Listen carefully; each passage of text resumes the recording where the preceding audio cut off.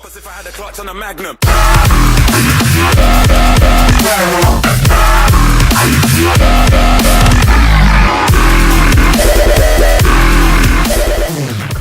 Okay, now we're going to go into a bit of rotation for enhancement shamans. And I apologize, I'm lagging very bad.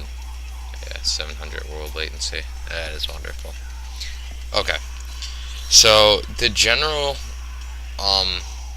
basically setup that you're going to want to have is you're going to want to have two slow hitting weapons. Both of my weapons are 2.6 speed. Maces, axes, or fist weapons is what you're going to use. And for the enchants, like I said before, landslide on both of them. If you can't afford those, hurricane. You're going to want to have Wind Fury on main hand and Flame Tongue on off hand. And then you're going to want to have Lightning Shield up at all times. This little handy add-on I have here is called Totem Timers, and it keeps track of everything, basically, that you're going to be using. I'd recommend using it so you don't have to stay down here in your action bar. It makes it just easier to be able to click up here.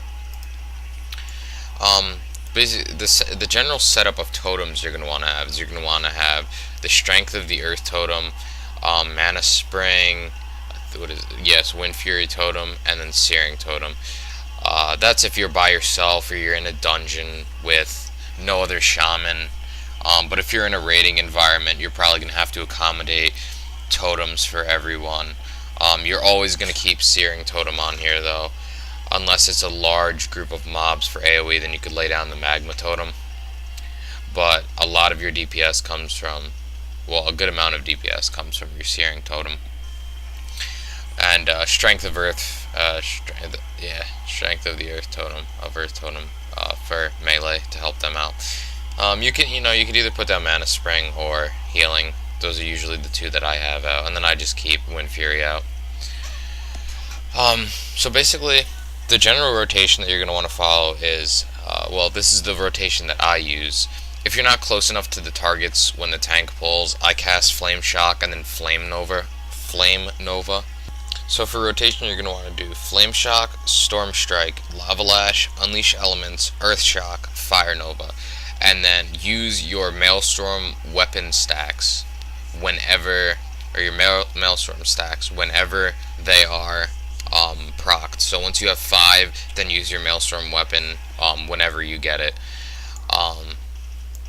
So let me just give you an example of what the DPS rotation would look like. First off, you're going to lay down your totems. Flame Shock, Storm Strike, Lava Lash, Maelstrom Weapon, Unleash Elements. If there are moves not on cooldown, then just use your Fire Nova. But always keep Flame Shock up.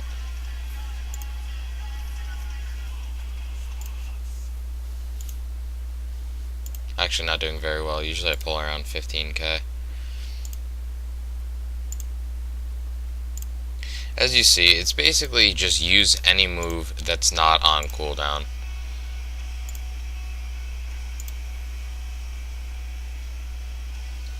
Now the reason your Searing Totem is so much DPS is because it doesn't seem to be doing it right now on the dummy.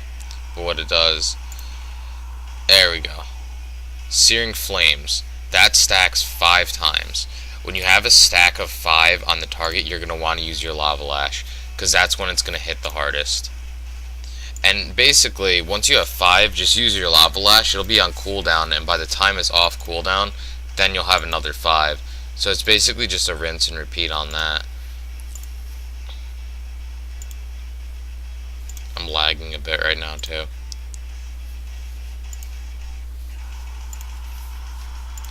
You want to make sure that your Searing Totem is attacking the target.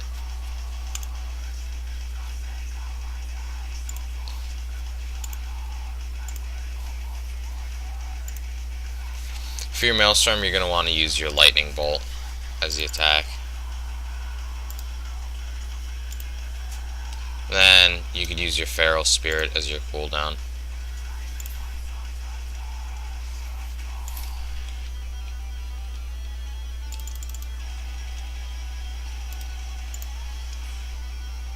So that's 15k right there. So this add-on is called Totem Timers. If you'd like to check that out, it is a lot of help because you can keep track of your Flame Shock, how long it has left in your Maelstrom stacks, and you don't have to look as far up on the screen to pay attention to the fight. So, you know, if you're on like Ragnaros, where you have to pay attention, you can, you know, you can accommodate for that instead of having to, because I know I don't take my eyes off and I click instead of pushing the actual buttons, because I like to move, be able to move quickly, so I always have my hands on the movement keys. So I do like to click, and just having these here makes it so much easier to be able to see what's actually going on in the fight too. And you also have a quick hex there. I know you can't cast it, but quick hex and quick bind element. So that's basically it for my guide on Enhancement Shamans. Thank you for watching. Comment, subscribe, you know, check out our channel. I'm going to be posting more videos. And thank you for watching.